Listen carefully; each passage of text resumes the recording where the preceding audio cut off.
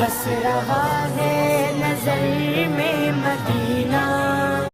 আমরা আজকে বিশ্ব আউলিয়া এতিমখানার ভিত্তি স্থাপন করলাম এবং এখানে আমরা এতিমখানা কমপ্লেক্স এবং হযরত শাহজালাল দারুস সুন্নাহ হিফজুল কোরআন দাখিল মাদ্রাসা এবং আমরা ৬০ গুমুজের মসজিদ সহ আমরা এই এরিয়ার ভিতরে যদি আল্লাহ তৌফিক দেন, দেশ বিদেশ থেকে যারা দেখরা এবং যারা আসন লাইব বা মানে আপনারা দেখরা মেহরবানি করে আপনারা সাহায্য সহযোগিতা করবা।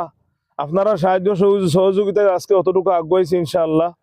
আগামী তো আমার আশা রইল আর আপনারা খেদমত আরজ যে আপনারা মেহরবানি করি দয়া নজরে তাকাইবা এবং সাহায্য করবা আর বিশেষ করে দোয়া করবা যাতে আল্লাহ পাক আমরার এই নিয়তরে কবুল করেন এবং তান কুদরত দিয়ে তান সাহায্য করেন। আসসালামু আলাইকুম ওয়া রাহমাতুল্লাহি ওয়া বারাকাতুহু।